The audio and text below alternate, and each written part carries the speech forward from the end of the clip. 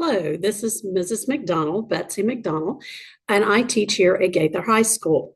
I teach mostly 11th and 12th graders, but I am kind of like the testing guru in that I spend a lot of time with testing and spend a lot of time with students getting to be better at testing.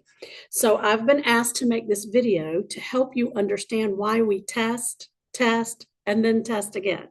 I understand as a parent, mother of five, completely understand that it's overwhelming for students. That's one reason why I got so involved with this end of it, to try to make it better and more palatable for students.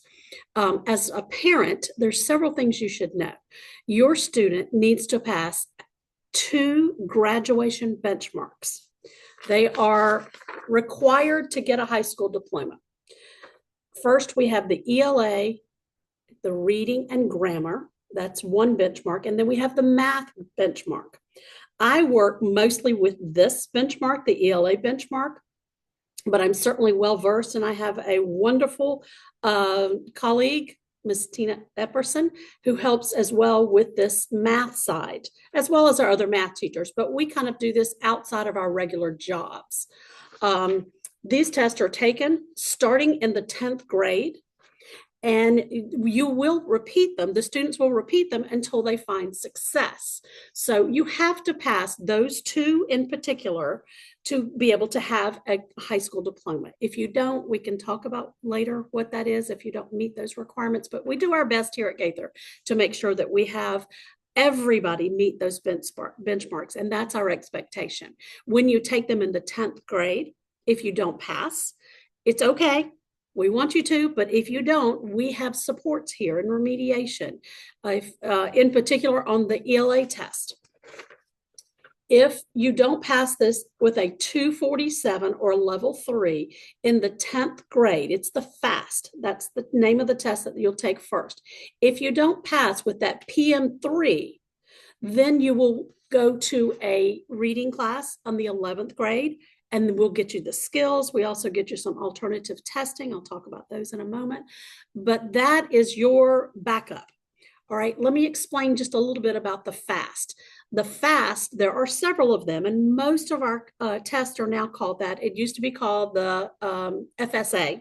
Then they renamed it. Before that, it was the FCAT. They just give it a new name every few years, but we still roll with it, and we know what to do with it, right? All right, so 9th and 10th graders are all going to take PM1 around August or September. They're going to take PM2, barring hurricanes, at end of December. That's the plan. And then they'll take the PM3. 9th graders take the PM3 in May. 10th graders do as well, but the 10th grade PM3, that's the one that really counts. That is their basic, their first time taking the full benchmark. So those benchmarks coming up, or the benchmark practice tests, the PM1 and 2, are very, very important. And I teach across the hall from a wonderful English teacher who she gives extra credit if they can increase every time they take those benchmarks, so that they ultimately are able to pass it. She teaches 10th grade, so that's the year that it really, really counts. It counts as well for the 9th grade, because then we know how to schedule your reading class for the next year and what level you need help. You need to be at least a level 3. That's the goal.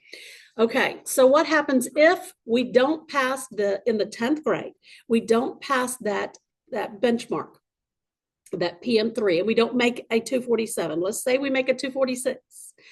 Never fear, there are still things that we can do. I encourage those students who are really, really close in the 10th grade to take one of these tests in the summer.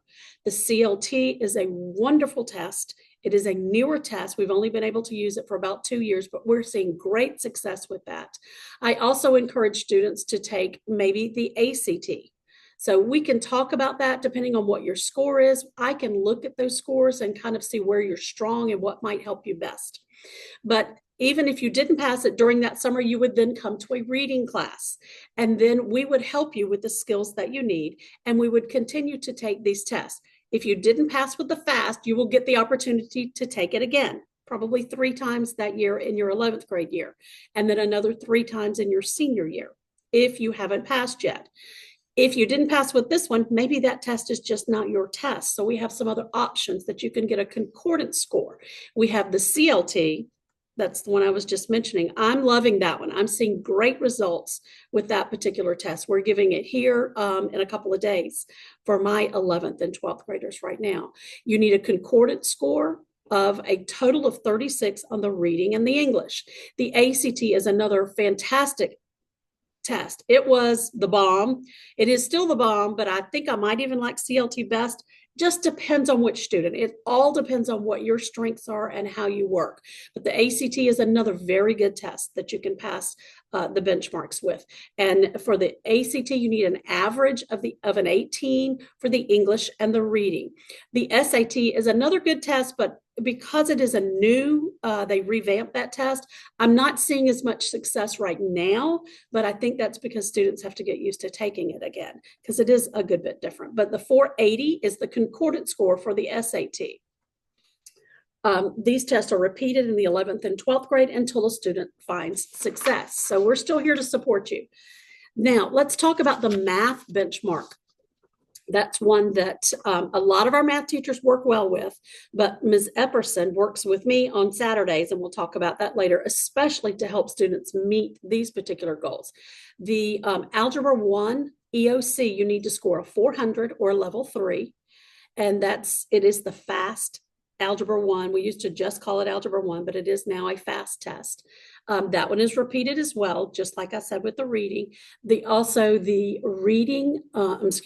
math scores for math on CLT, it's only 11 out of 40 questions they have to get right. So that's really a great test, as well as the ACT. You need an average, you need just to score a 16 on the math section only. The SAT, there are 2 sections on math, and you would need to score at least a 420 on the SAT and a 430 on the PSAT. So here are the numbers. Screenshot this if you need to see any of these that I'm doing.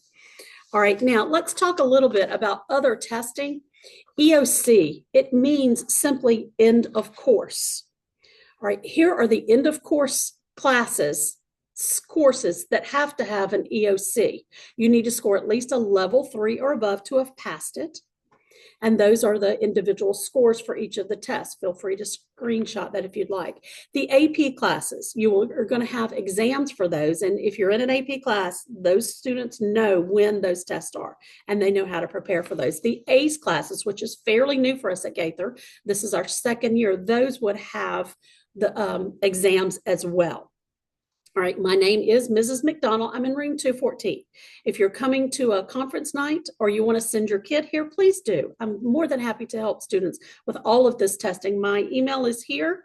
It's jane.mcdonald, McDonald @hcps.net. If I did not answer all of your questions and you can't get to me, or you'd rather talk to your teacher or your guidance counselor, please do. This was just meant to help in general. All right, one more thing. I do a Saturday, I and Miss Epperson, we do a Saturday ELP. Okay, we've done this throughout the years, many years. We have to work with a lot of other events, so we don't have a ton of them that are left in this school year, but we do have some coming up. They are on Saturdays from 9 a.m. until noon. If students have to leave early because of work or something, we understand it's not like regular class, but we do want you to be here at least by 9 because we need to shut the doors.